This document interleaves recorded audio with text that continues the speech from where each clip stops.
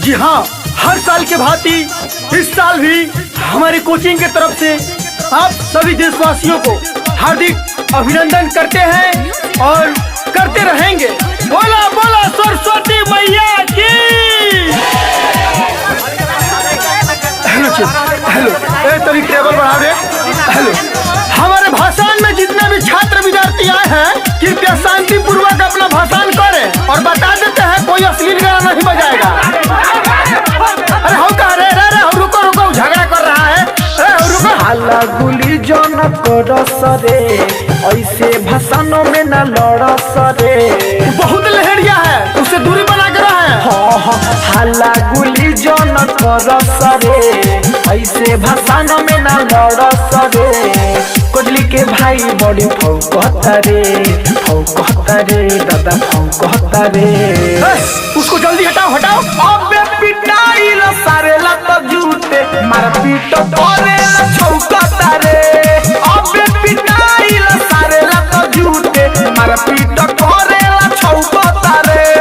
भाई भाषण में जितने भी नवयुवक लोग आए हैं कृपया उनसे अनुरोध है कि अपना गर्म खून शांत करके रखे, नहीं तो उपाय बना दिया जाएगा।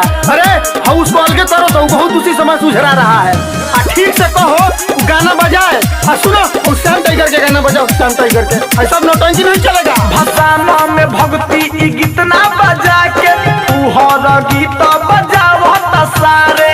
बड़ी हीरोगिरी करत सारे, अपन से छोटे छोटे लइकन के मारे। मिल के मारे सर साले के कौन बजे लाल हो जाओ। ए भाई भाषण में भक्ति गीत ना बजा के तू हर गीत बजावत सारे। बड़ी हीरोगिरी करत सारे, अपन से छोटे छोटे लइकन के मारे। ना सुधरी क्या ओकरा हटाओ तो ना। रतनी हवे दुनिया के भाई, एही से इतना छौकता रे।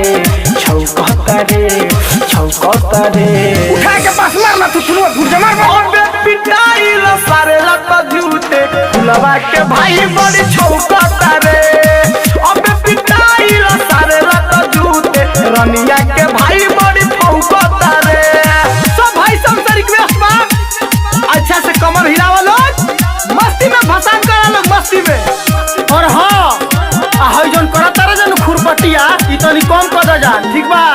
आराम से भाषण करो जान, आ नहा धोआ के घरे जा जान घरे। हई प्रसादी खासो आ सब को झोरा में कस के ले जा। श्याम के जल्दी टेलर पर चढ़ावसन, इनका से भगवती गीतिया गावावसन। लिखेले रूपम आकाशनिक गीतिया, उ नहीं से लिखा के मांगावसन। ए लइका साइड हट साइड हट साइड हट। रे भाई श्याम के जल्दी टेलर पर चढ़ावसन, इनका से भगवती गीतिया गावावसन। लिखेले रूपम आकाशनिक गीतिया, उ नहीं से लिखा के मांगावसन। अरे बरांड गीत लिखते हैं। मनोहर भोला से भी अझुराई, ढेर सारे अब फौकता रे दादा फौकता रे।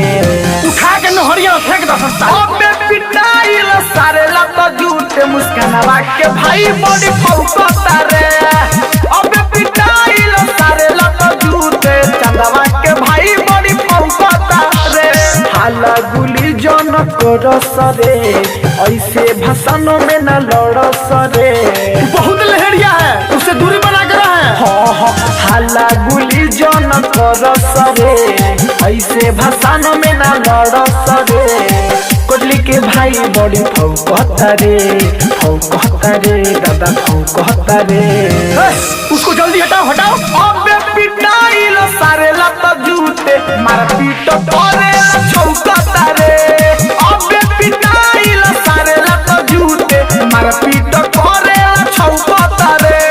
चांदनी डिजिटल रिकॉर्डिंग स्टूडियो रामनगर।